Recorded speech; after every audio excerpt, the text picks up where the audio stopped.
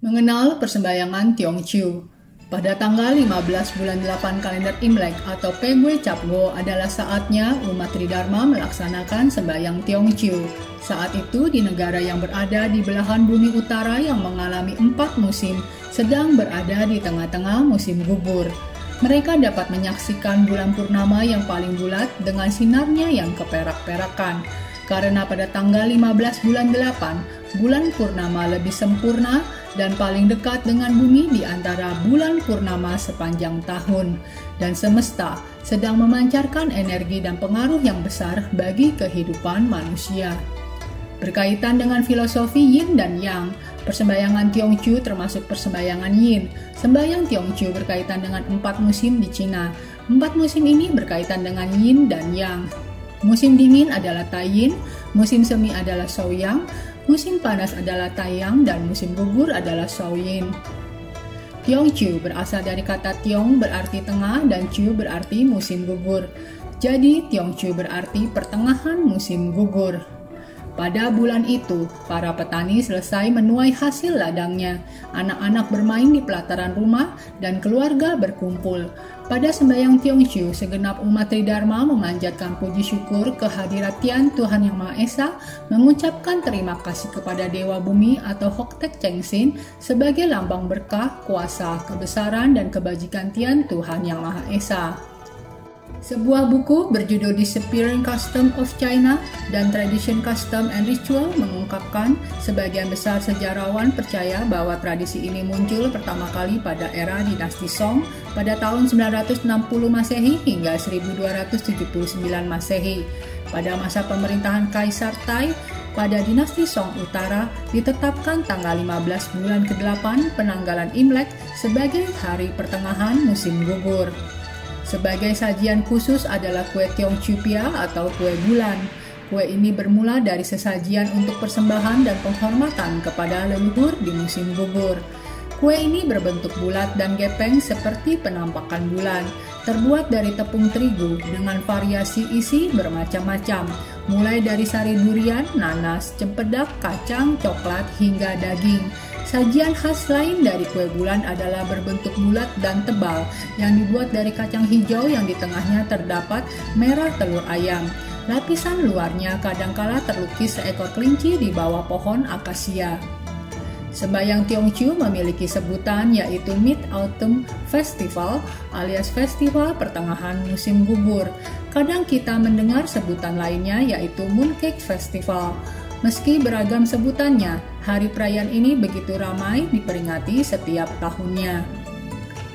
Bagaimana umat Tridharma Indonesia melaksanakan sembahyang Tiongqiu? Umat Tridharma Indonesia melaksanakan sembahyang Tiongqiu di rumah dan di wihara atau kelenteng. Biasanya dengan meletakkan kue kwa di altar Trinabi dan kue bulan atau Tiongqiu Pia di altar para leluhur dan di altar para dewa. Pada saat hari raya ini, dilakukan sembahyang kepada Dewa Hoktek Chengsin atau Dewa Bumi sebagai pernyataan syukur dan terima kasih atas berkah yang diterima karena Hoktek Chengsin adalah dewa sejati yang membawa berkah atas kebajikan. Karena pada Pegwe Capgo atau tanggal 15 bulan 8 penanggalan Imlek atau sekitar bulan Oktober bertepatan pula sebagai hari Hoktek Chengsin mencapai kesempurnaan. Dalam kegembiraan menyambut hari Tiongqiu, umat Tridharma mengingat kembali kepada para leluhurnya. Perwujudan rasa bakti ini diwujudkan dalam sembahyang Tiongqiu di altar leluhur bersama keluarga. Legenda Dewi Bulan dan perayaan Tiongqiu. Legenda ini konon berasal dari pendongeng pada dinasti Tang pada tahun 618 hingga 907 Masehi. Sumber lain bahkan mengatakan ini sudah ada sejak zaman Kaisar Yao pada 2346 sebelum Masehi. Dikisahkan, Hou Yi dan Chang'e adalah pasangan suami istri. Hou Yi merupakan seorang pemanah hebat di sebuah kerajaan.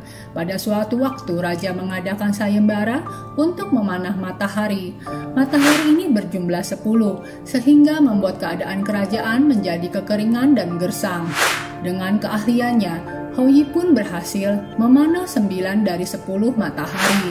Sebagai hadiah, ia diberi ramuan kehidupan yang memiliki efek keabadian. Pada suatu hari Hao Yi sedang pergi. Ramuan itu hendak dicuri oleh murid dari Hao Yi, yaitu Pang Meng. Untuk menyelamatkan ramuan tersebut, Chang'e terpaksa meminumnya. Akibatnya, tubuh Chang'e perlahan-lahan melayang dan terbang menuju bulan. Hao Yi yang tiba kembali ke rumah menyadari bahwa Chang'e terbang menjadi Dewi Bulan dan dipisahkan selamanya dari Hao Yi. Saat itu bertepatan pada tanggal 15 bulan 8 penanggalan Imlek. Untuk bertemu istrinya kembali, Hao Yi memasang meja di teras rumah dan meletakkan makanan kesukaan Chang'e dan duduk sambil melihat ke arah bulan purnama, berharap Chang'e dapat bertemu dengannya kembali. Kisah Kue Tiongqiu Pia dalam perlawanan terhadap Mongol. Dalam pemberontakan untuk mengambil alih dinasti Yuan atau Mongol yang dipimpin oleh Zhu Yuanzhang, Zhu Yuanzhang memikirkan bagaimana cara menyatukan rakyat untuk memberontak pada hari yang sama tanpa diketahui oleh pemerintah Mongol. Salah seorang penasehat terpercaya akhirnya menemukan sebuah ide. Sebuah berita disebarkan bahwa akan ada bencana besar yang akan menimpa negeri Tiongkok dan hanya dengan memakan kue bulan yang dibagikan oleh para pemberontak dapat mencegah bencana tersebut. Kue bulan tersebut hanya dibagikan kepada rakyat Han. Pada saat membuka kue tersebut, rakyat akan menemukan pesan revolusi pada tanggal 15 bulan 8. Karena pemberitahuan itu, rakyat bersama-sama melakukan aksi pada tanggal yang ditentukan untuk menggulingkan dinasti Yuan.